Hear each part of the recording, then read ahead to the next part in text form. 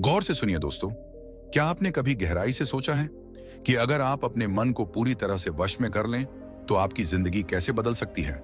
सोचिए, अगर आप अपने मन से कहें अब शांत हो जाओ, और वो बिना किसी बहाने, बिना किसी विचार के बस शांत हो जाए, तो क्या आप कल्पना कर सकते हैं आप क्या क्या हासिल कर सकते हैं। अगर आप कहें अब ध्यान केंद्रित करो, तो आपका मन इधर उधर भटकने के बजाय एकदम तीर की तरह अपने लक्ष्य पर जा लगे।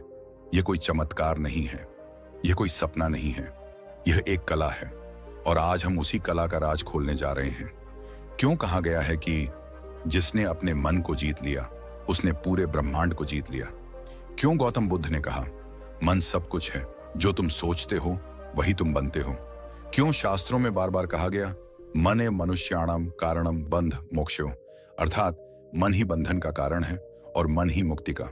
क्योंकि युद्ध बाहरी दुनिया से नहीं, अपने मन से है, और जिसने इस युद्ध में जीत हासिल कर ली उसके लिए फिर कोई दुनिया कठिन नहीं रहती। अब सोचिए, आज आपके साथ क्या होता है। आप किसी जरूरी काम में बैठते हैं और मन अचानक बीते हुए किसी झगड़े की याद दिला देता है, या कोई डर, कोई चिंता, किसी बात का पछतावा जो अभी हुआ भी नहीं, उस पर सोचते रहना। आपका मन आपके खिलाफ काम करता है। जब फोकस करना हो तब भटकाता है, जब शांत रहना हो तब शोर करता है, जब आपको हिम्मत चाहिए तब डराता है।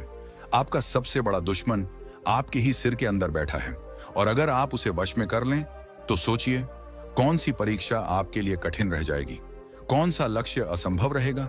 कई लोग कहते हैं मेरा मन नहीं लगता, मैं ज्यादा देर फोकस नहीं कर पाता, मन बहुत भटकता है, मैं जो सोचता हूं वो कर नहीं पाता। पर क्या आपने कभी सवाल किया है क्यों मन आखिर भटकता क्यों है? ध्यान से समझिए, मन एक बंदर की तरह है जो लगातार एक शाखा से दूसरी शाखा पर कूदता रहता है। अगर उसे कोई दिशा न दी जाए, कोई साधन न मिले, कोई लक्ष्य न दिखे, तो वो कूदता रहेगा। बिल्कुल वैसे ही जैसे आप सुबह उठते ही मोबाइल चेक करते हैं, फिर वीडियो, फिर इंस्टाग्राम, फिर सोच, फिर चिंता, फिर कंपैरिजन, और सारा दिन बस ऐसे ही बिखर जाता है। अब सवाल यह है मन को नियंत्रित कैसे किया जाए, कैसे उसे अपना गुलाम बनाएं, कैसे उसकी ताकत को अपने फोकस में बदलें। इसका उत्तर आधुनिक मनोविज्ञान और प्राचीन ब्रह्म ज्ञान दोनों में छुपा है। आधुनिक विज्ञान कहता है कि मन दरअसल एक आदतों का जाल है। जो आप रोज सोचते हैं वही आपका मन बनता जाता है। आप जैसे विचारों को दोहराते हो वही रास्ते आपके ब्रेन में गहरे हो जाते हैं। उन्हीं रास्तों पर मन दौड़ने लगता है और धीरे धीरे वही आपकी नेचुरल सोच बन जाती है। उदाहरण के लिए, अगर आप हर सुबह उठते ही सबसे पहले चिंता करते हैं तो आपका मन उस आदत का आदी हो जाता है। अगर आप हमेशा दूसरों से तुलना करते हैं तो मन उस कंपैरिजन के चक्कर में उलझ जाता है। अब सोचिए, अगर आप हर दिन थोड़ा समय खुद को नियंत्रित करने में लगाएं, अगर आप मन को कहें रुक, फोकस, आगे बढ़, तो क्या यह मुमकिन नहीं कि धीरे धीरे मन आपकी बात मानने लगे। गौतम बुद्ध ने कहा था मन ही सब कुछ है, अगर तुम उसे नियंत्रित कर लो तो दुख तुमसे दूर भाग जाते हैं। और आज न्यूरोसाइंस यही कहती है कि आपका ध्यान आपका सबसे बड़ा हथियार है। जिस पर आप ध्यान केंद्रित करते हैं वही बढ़ता है। इसलिए अगर आप फोकस चाहते हैं तो मन को बिखरने से बचाना होगा। अगर आप चाहते हैं कि आपका ध्यान अपने लक्ष्य पर टिके रहे तो आपको अपने मन को ट्रेन करना पड़ेगा। बिल्कुल वैसे जैसे एक बच्चा शुरुआत में जिद करता है पर धीरे धीरे समझने लगता है। याद रखिए, मन एक साधन है, मालिक नहीं। आप मालिक हो, और जब तक आप मालिक नहीं बनते तब तक मन आपका शोषण करता रहेगा। आज हम इस वीडियो की शुरुआत में सिर्फ इस बात को समझने आए हैं कि अगर फोकस चाहिए, अगर ध्यान चाहिए, अगर सफलता चाहिए, तो सबसे पहले मन को कंट्रोल करना जरूरी है। और यह करना ना कोई रहस्य है, ना कोई असंभव कार्य। बस आपको शुरुआत करनी होगी, हर दिन थोड़ा थोड़ा, हर क्षण थोड़ा और जागरूक होकर। और जैसे ही आप अपने मन पर नियंत्रण पाना शुरू कर देते हैं, आपका ध्यान, आपकी सोच और आपका जीवन तीनों एक नई दिशा में मुड़ जाते हैं। और यही शुरुआत है। अगले भाग में हम विस्तार से जानेंगे मन को काबू में रखने की 5 अद्भुत और अचूक विधियां, जो आपको बताएंगी कि कैसे आप अपने जीवन में हर दिन अपने मन को साध सकते हैं, उसे अनुशासन में ला सकते हैं और अपने लक्ष्य की ओर तेजी से बढ़ सकते हैं। इसलिए वीडियो को यहीं मत छोड़िए, क्योंकि आगे आने वाला हिस्सा है वास्तविक परिवर्तन का दरवाजा। क्या आपने कभी खुद से पूछा है कि अगर मन मेरा है तो ये मेरी सुनता क्यों नहीं? क्यों जब मैं पढ़ना चाहता हूं तब यही मन बार बार मुझे मोबाइल की तरफ खींचता है? जब मैं कुछ सीखना चाहता हूं तब ये बीती बातें क्यों दोहराने लगता है? क्यों जब मैं खुद को बदलना चाहता हूं तब यही मन मुझसे कहता है, अरे छोड़, तू नहीं कर पाएगा? क्या ये सच में मेरा मन है या मैं ही इस मन का गुलाम बन चुका हूं?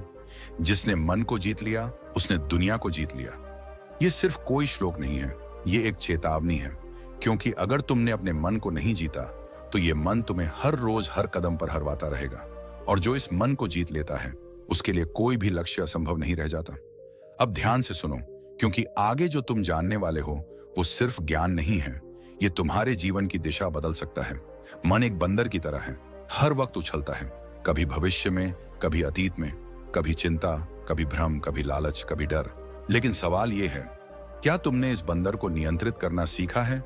आज हम भाग रहे हैं, थक रहे हैं, टूट रहे हैं, लेकिन जीत नहीं रहे। क्यों? क्योंकि हमारी सबसे बड़ी लड़ाई हम खुद से हार रहे हैं। जब तुम कहो कि मैं सुबह 5 बजे उठूंगा तो तुम्हारा मन कहता है, थोड़ी देर और सो जा, तू थक गया है।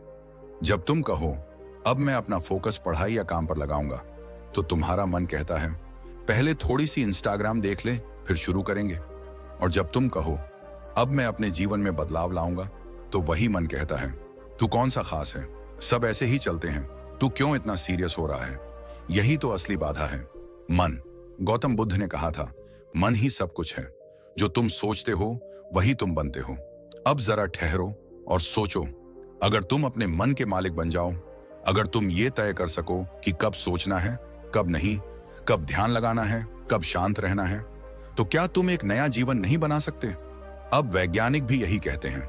हर दिन हमारे दिमाग में करीब 60,000 विचार आते हैं, जिनमें से 90% वही होते हैं जो हम कल सोच चुके हैं।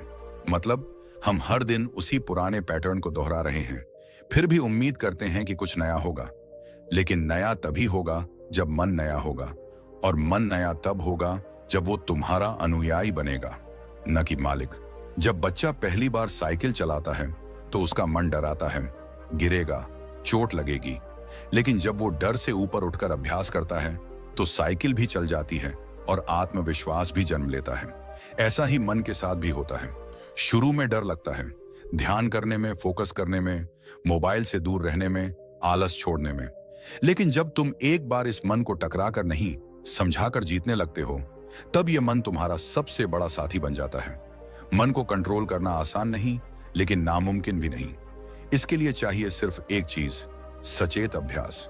हर दिन अपने आप से पूछो, क्या मैं वही सोच रहा हूं जो मुझे सोचना चाहिए? क्या मैं वही कर रहा हूं जो मुझे करना चाहिए? क्या मेरा मन मेरे अधीन है या मैं उसके? हर बार जब तुम बेकार की सोच में खो जाते हो, खुद को पकड़ो। हर बार जब मन बहकाता है, उसे याद दिलाओ, अब मैं तेरा मालिक हूं। यह शुरुआत मुश्किल लगेगी, लेकिन यही शुरुआत तुम्हें वहां ले जाएगी जहां दुनिया के सबसे सफल, सबसे शांत, सबसे जागरूक लोग पहुंचते हैं। मन की शक्ति कोई कल्पना नहीं है, ये रियल साइंस है, ब्रह्म ज्ञान है।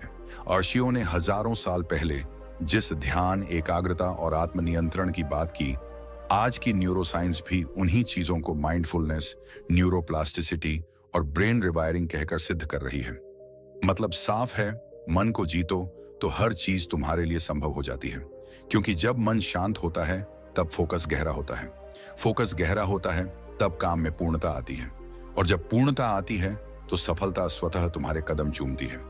आज का सवाल यही है, क्या तुम अपने मन को जीतने के लिए तैयार हो, या फिर हमेशा की तरह उसी बहानेबाज, भ्रमित और अशांत मन के पीछे घिसटते रहोगे? क्या आप जानते हैं कि आपके जीवन की सबसे बड़ी जीत या सबसे बड़ी हार कहीं बाहर नहीं, बल्कि आपके मन के अंदर तय होती है? आप सुबह उठकर सोचते हैं कि आज बहुत सारा काम करना है, आज से पढ़ाई शुरू करनी है, आज से फोकस करना है। लेकिन कुछ ही मिनटों में मन मोबाइल की तरफ भाग जाता है, कुछ पुरानी बातों में उलझ जाता है, या फिर बेवजह चिंता करने लगता है। और यही होता है असली युद्ध।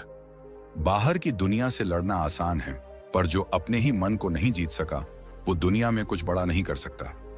मन एक ऐसा घोड़ा है जो अगर काबू में हो तो राजा बना देता है, और अगर बेकाबू हो जाए तो पूरी जिंदगी खींचता चला जाता है, बिना मंजिल के, बिना दिशा के। गौतम बुद्ध ने कहा था, जो अपने मन को जीत लेता है वही सच्चा विजेता होता है, क्योंकि जब तक मन नियंत्रित नहीं होगा तब तक कोई भी लक्ष्य, कोई भी सपना पूरा नहीं होगा। मन कहेगा कल कर लेंगे, मन कहेगा यह काम बहुत मुश्किल है, मन कहेगा क्या फायदा इतनी मेहनत का, और हम उस मन की बातों में आ जाते हैं, क्योंकि हमें यह सिखाया ही नहीं गया कि मन को कैसे नियंत्रित किया जाए। लेकिन आज का ये वीडियो सिर्फ ये कहने नहीं आया कि मन को कंट्रोल करो। आज हम जानेंगे वो पहली विधि जिससे हजारों सालों से ऋषि, मुनि, योगी और आज के महान लीडर्स भी अपने मन को मजबूत बनाते आए हैं। पहली विधि है ब्रह्म मुहूर्त उठना। मन के ऊपर राज करने का समय। अब आप कहेंगे ये तो सुना है, लेकिन इससे मन का क्या लेना देना। तो चलिए इसे गहराई से समझते हैं। ब्रह्म मुहूर्त यानी सुबह 4 से 6 बजे का समय।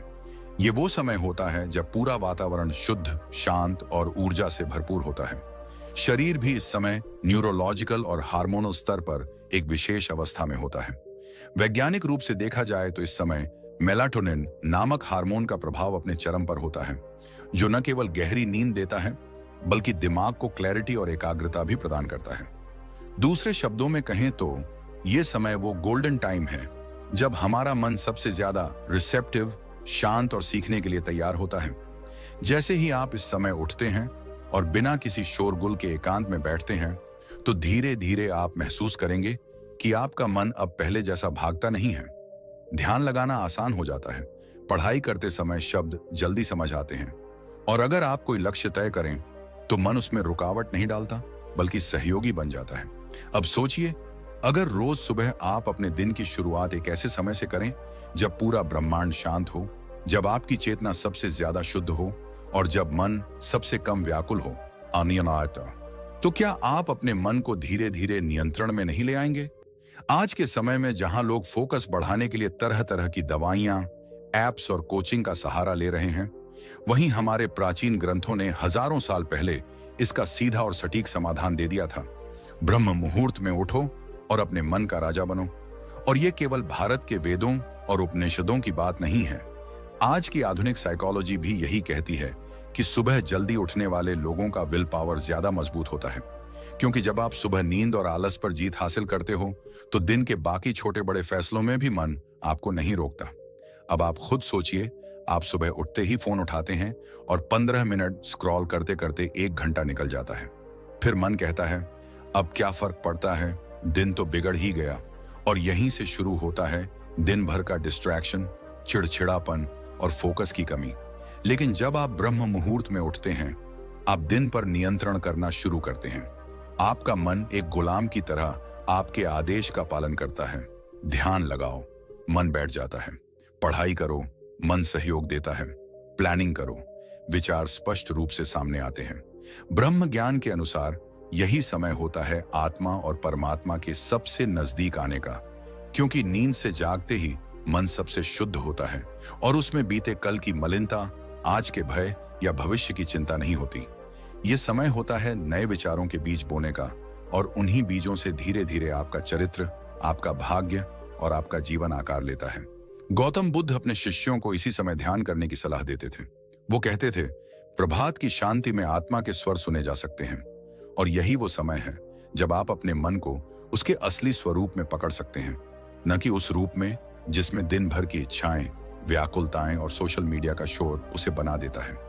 आप सोचिए, जब आप इस छोटे से अभ्यास से शुरुआत करते हैं तो आप न सिर्फ मन को जीतते हैं बल्कि अपने जीवन की दिशा भी बदलते हैं। आपका दिमाग शार्पर होता है, फोकस गहरा होता है, और सबसे बड़ी बात, आपको खुद पर गर्व महसूस होता है, क्योंकि आप उस चीज पर जीत पा रहे हैं जिसे अब तक आपने सबसे ज्यादा अनियंत्रित समझा था, आपका अपना मन। इसलिए अगर आप सच में चाहते हैं कि आपका मन आपका गुलाम बने, अगर आप चाहते हैं कि मन डिस्ट्रैक्ट ना करे, और अगर आप चाहते हैं कि आप फोकस के शिखर पर पहुंचें, तो इसकी शुरुआत यहीं से करें, ब्रह्म मुहूर्त उठने से। याद रखिए, जो सुबह का विजेता है वो पूरे दिन का शासक होता है, और जो मन के ऊपर सुबह जीत गया वो जीवन में हर क्षेत्र में जीत सकता है। अब तक हमने समझा कि मन को कंट्रोल करना क्यों जरूरी है और उसकी पहली विधि क्या है, लेकिन ये सिर्फ शुरुआत है, क्योंकि मन के गुलामी से मुक्ति पाने की राह में ऐसी और भी कई विधियां हैं जो धीरे धीरे आपको एक ऐसे वॉरियर में बदल देंगी जिसका मन उसका सेवक बन जाए, न कि मालिक। तो अब तैयार हो जाइए अगली विधि के लिए, जो इस यात्रा को और भी गहराई, शक्ति और सफलता की ओर ले जाएगी। दूसरी विधि है प्राण शक्ति साधना, सांसों से मन पर नियंत्रण। कभी आपने गौर किया है, जब आप गुस्से में होते हैं तब आपकी सांसें तेज हो जाती हैं। जब आप डरे हुए होते हैं तब सांसें हल्की हल्की और अस्थिर चलने लगती हैं। और जब आप शांत होते हैं तो सांसें भी गहराई से चलती हैं, बड़ी ही सहजता से। इसका सीधा मतलब है कि हमारी सांसें और हमारा मन आपस में गहराई से जुड़े हुए हैं।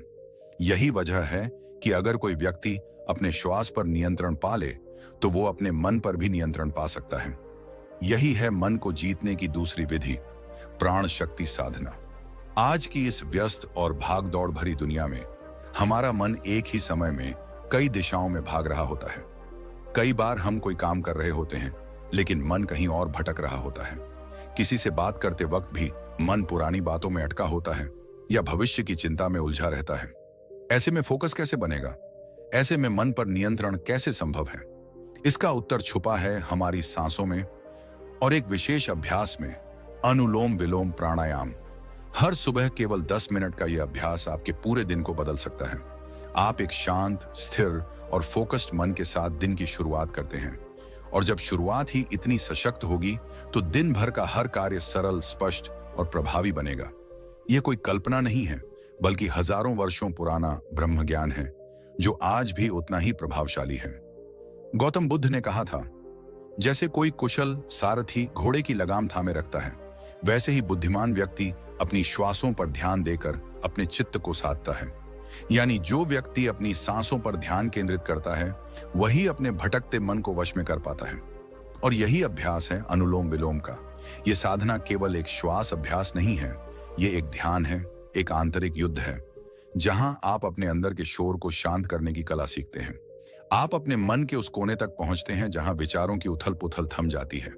और जब विचार शांत होते हैं तब चेतना स्पष्ट होती है और यही स्पष्टता ही आपको फोकस की शक्ति देती है।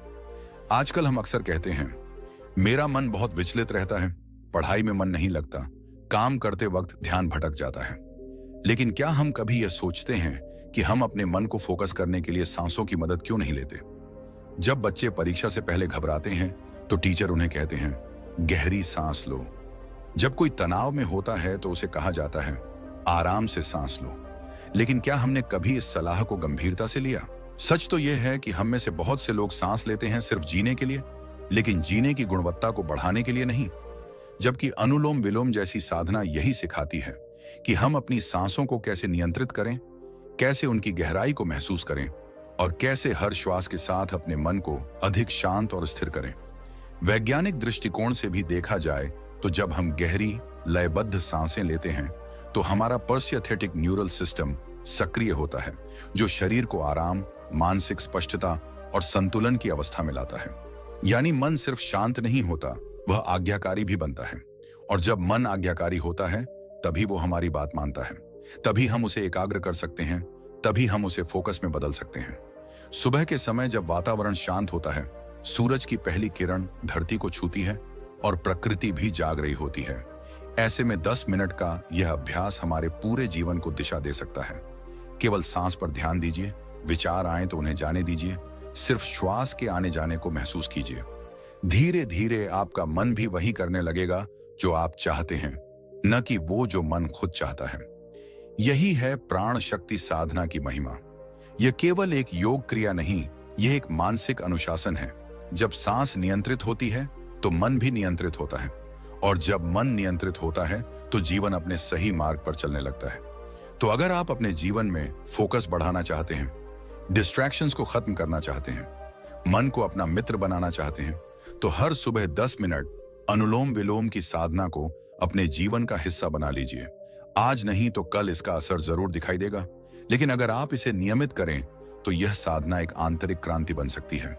याद रखिए, प्राण पर अधिकार तो मन पर अधिकार, और जिसने अपने मन पर अधिकार पा लिया उसे कोई भी लक्ष्य असंभव नहीं लगता।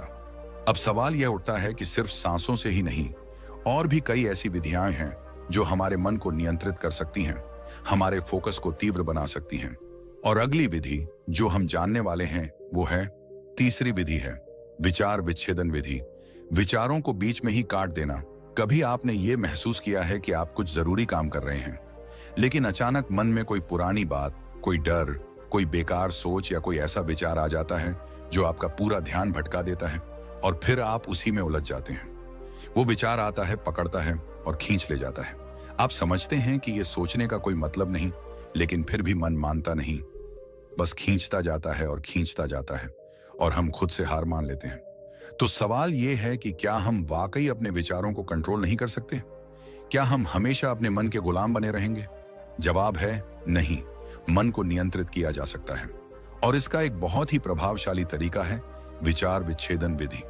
ये विधि आपको सिखाती है कि जब भी कोई अनचाहा, नकारात्मक या फालतू विचार आपके भीतर घुसने की कोशिश करे तो आप उसे बीच में ही पकड़कर वहीं काट दें। ये एक मानसिक ब्रेक है, एक अलार्म है जो आप खुद के भीतर लगाते हैं। जैसे ही कोई विचलित करने वाला विचार आए, आप तुरंत अपने अंदर जोर से कहें रुक जा या कट, और उसी पल अपने शरीर को किसी उपयोगी क्रिया में लगा दें।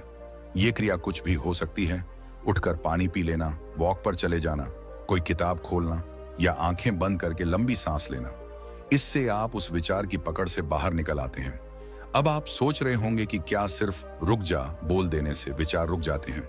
तो इसका जवाब है अगर आप इसे बार बार करेंगे तो हाँ, मन को आदत पड़ती है। शुरू में थोड़ी मेहनत लगती है, लेकिन धीरे धीरे मन सीखता है कि उसे किस विचार पर रुकना है और किसे छोड़ देना है। मन वही करता है जिसे आप बार बार आदेश देते हैं। जैसे एक घोड़ा बार बार एक ही दिशा में खींचा जाए तो कुछ समय बाद वह खुद ब खुद उसी दिशा में चलने लगता है। ठीक वैसे ही जब आप अपने मन को बार बार आदेश देते हैं रुक जा, कट, इधर ध्यान दे, तो वह मानने लगता है। शुरू में ये थोड़ी नाटक जैसी प्रक्रिया लग सकती है, लेकिन यही अभ्यास जब आदत बनता है तो चमत्कार होता है। आइए इसे एक रिलेटेबल उदाहरण से समझते हैं। मान लीजिए आप किसी ऐसे इंसान के बारे में सोच रहे हैं जिससे आपका मन खराब होता है। वो व्यक्ति, उसकी बातें, उसके झूठ, उसका धोखा, ये सब आपको परेशान करते हैं। अब आप जानते हैं कि ये सोच आपको कोई समाधान नहीं देगा, सिर्फ जलाएगा, थकाएगा और आपका कीमती समय बर्बाद करेगा। लेकिन फिर भी मन वहीं जाता है। अब इसी समय आपको इस विचार विच्छेदन विधि का प्रयोग करना है। जैसे ही ये सोच मन में आए, तुरंत कहिए रुक जा और उसी पल खुद को किसी काम में लगा दीजिए। टेबल साफ करिए, एक चुटकुला पढ़िए, अपने हाथ पैर स्ट्रेच करिए, कुछ भी, लेकिन उस विचार के पीछे मत जाइए। यही अभ्यास धीरे धीरे आपकी मानसिक मांसपेशियों को मजबूत करता है। अब आप कहेंगे मन तो खुद ही चल पड़ता है, हम तो उसे बुलाते भी नहीं। बिल्कुल सही, लेकिन बुद्ध कहते हैं जो मन को जीत लेता है वह संसार को जीत सकता है, और मन को जीतने की शुरुआत यहीं से होती है। सोच को पहचानो, उसे रोको और ध्यान को दूसरी ओर मोड़ो। विज्ञान भी इस बात की पुष्टि करता है। न्यूरोसाइंस कहता है कि जब आप किसी विचार को बार बार सोचते हैं तो उस विचार के लिए आपके दिमाग में एक न्यूरल पाथवे बन जाता है, और जब आप उस पाथवे को तोड़ने की कोशिश करते हैं, यानी विचार के बीच में ही कट कर देते हैं, तो धीरे धीरे वो पाथवे कमजोर पड़ने लगता है। ये ठीक वैसा ही है जैसे कोई घास का रास्ता अगर लंबे समय तक न चला जाए तो वह फिर से हरा भरा हो जाता है और रास्ता गायब हो जाता है। तो अगली बार जब कोई पुराना दुख, कोई डर, कोई अफसोस, कोई कंपैरिजन या कोई ईर्ष्या वाला विचार आपके मन में आए, तो याद रखिए आप उसके गुलाम नहीं हैं। आप कह सकते हैं कट, इनफ, अब नहीं। और जब आप बार बार ऐसा करेंगे तो आपके भीतर एक शक्ति जागेगी, वही शक्ति जो हर महान साधक में होती है, वही शक्ति जो अर्जुन को अपने लक्ष्य पर केंद्रित रखती है, वही शक्ति जो बुद्ध को बोधि वृक्ष के नीचे विचलित नहीं होने देती। इसलिए याद रखिए, हर बार जब आप अपने विचार को बीच में ही काटते हैं, आप अपने मन को सिखा रहे होते हैं कि किस दिशा में जाना है, और यही तो है असली फोकस, ध्यान को बार बार सही दिशा में मोड़ना। और अंत में यही विचार विच्छेदन विधि आपकी जिंदगी में वो बदलाव ला सकती है जिसकी आपको सच में जरूरत है। सिर्फ एक अभ्यास, रुक जा, और आपका मन आपकी बात मानने लगेगा। अब जरा सोचिए, अगर आप रोजाना 10 बार भी अपने नकारात्मक विचारों को इसी तरह रोक लें तो 10 बार आपने अपने फोकस को बचा लिया, और यही छोटे छोटे पल मिलकर एक बड़ा बदलाव बनाते हैं। वही बदलाव जो जीवन की दिशा बदल देता है। और अब जब आपका मन यह स्वीकार करने लगे कि वह आपके आदेश से चलता है, तो अगली विधि में हम जानेंगे कि कैसे हम अपने मन की स्मृति शक्ति को बढ़ाकर फोकस को एक नए स्तर तक पहुंचा सकते हैं। चौथी विधि है बोध शून्यता ध्यान, मन को शून्य की गोद में लाना। क्या आपने कभी अपने मन की आवाज को गहराई से सुना है? कभी गौर किया है कि दिन भर हम खुद से कितनी बातें करते रहते हैं? कभी डर, कभी चिंता, कभी असुरक्षा, कभी पछतावा, और कभी कभी तो ये बातें इतनी तेज होती हैं कि हम अपने ही अंदर शोर महसूस करने लगते हैं। जरा रुकिए, क्या आपको पता है ये लगातार चलने वाला विचारों का तूफान ही असली कारण है? फोकस टूटने का, थकान का और उस अंदरूनी बेचैनी का जो हमें चैन से बैठने नहीं देती। आज हम बात करने जा रहे हैं उस विधि की जो इस तूफान को शांत कर सकती है। ये वो चुप्पी है जो शोर को खत्म करती है। ये है बोध शून्यता ध्यान, यानी अपने विचारों से दूरी बनाना, उन्हें रोकना नहीं, बस उन्हें जाने देना। मन को उस स्थिति में लाना जहां कोई शब्द नहीं होता, कोई कल्पना नहीं होती, कोई योजना नहीं होती, केवल मौन होता है। क्या करना है? बहुत कुछ नहीं, बस रोज 15 मिनट खुद को देना है। कोई महंगे कोर्स, कोई गुरुकुल, कोई मंत्र नहीं, बस एक शांत कोना चुनिए, बैठ जाइए, आंखें बंद कर लीजिए और सब कुछ छोड़ दीजिए। कोशिश मत कीजिए विचारों को रोकने की, क्योंकि जितना आप उन्हें रोकेंगे वे उतनी ज्यादा जिद करेंगे। बस उन्हें आने दीजिए और फिर जाने दीजिए। जैसे बादल आते हैं फिर बिना किसी कोशिश के चले जाते हैं, वैसे ही जैसे जैसे आप यह करना शुरू करेंगे आपको 2 अनुभव होंगे।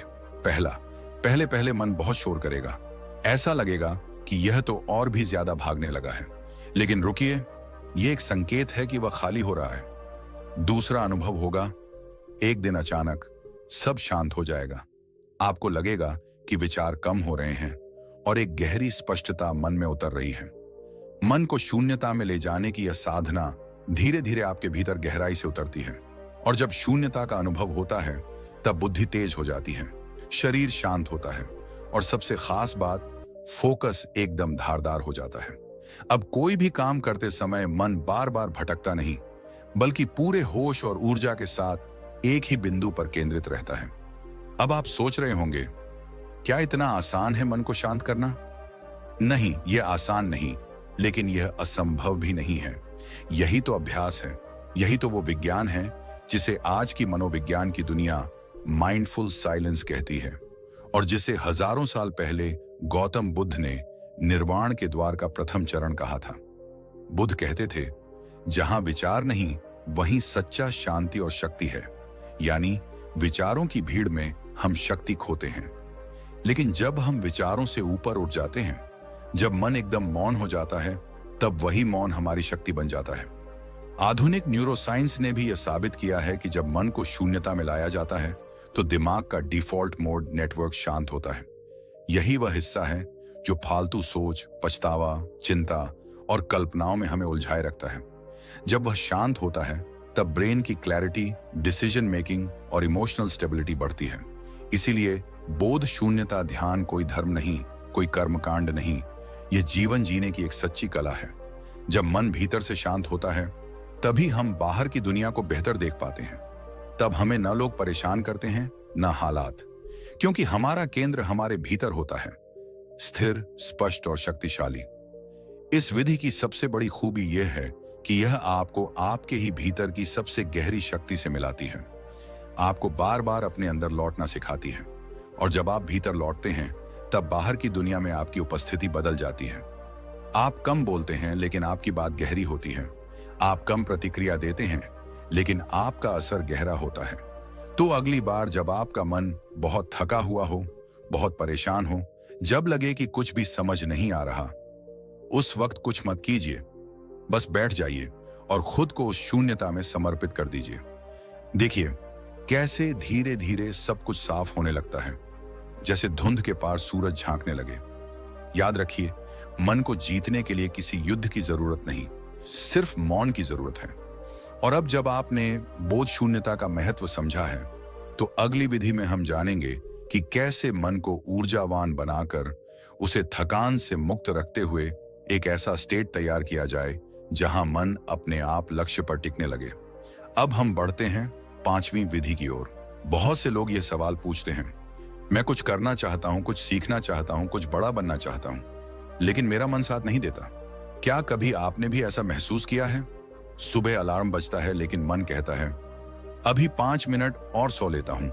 किताब उठाते हैं पढ़ने के लिए, लेकिन मोबाइल पर एक नोटिफिकेशन आता है और मन कहता है बस एक बार देख लूं, फिर पढ़ता हूं। ध्यान करने बैठते हैं और अचानक मन में आने लगती हैं कल की बातें, आने वाले कल की चिंता, और जिनका कोई मतलब नहीं होता वो विचार भी। तो अब सवाल ये है, क्या वाकई मन को कंट्रोल किया जा सकता है? उत्तर है हाँ, पूरी तरह किया जा सकता है। मन कोई अजगर नहीं है जिसे काबू करना नामुमकिन हो। वो बस आदतों का गुलाम है। उसे बस सही दिशा, सही संस्कार और सही अनुभव देना होता है, और यही काम करती है संकल्प शक्ति जागरण की विधि। आज हम मन को जीतने की पांचवी विधि की बात कर रहे हैं। पांचवी विधि संकल्प शक्ति जागरण, एक व्रत, एक नियम, एक जीत। अब ध्यान से सुनिए। मन को झुकाना है तो पहले खुद से किया वादा निभाना सीखो। हर बार जब आप कोई लक्ष्य तय करते हैं और फिर उससे पीछे हट जाते हैं, तो आप केवल उस लक्ष्य से पीछे नहीं हटते, आप अपनी आत्म प्रतिष्ठा को तोड़ देते हैं। और जब आत्म प्रतिष्ठा गिरती है तो मन कहता है तू तो खुद से भी झूठ बोलता है, अब तू किसी चीज के लायक नहीं। अब उपाय क्या है? बहुत सरल लेकिन बेहद गहरा।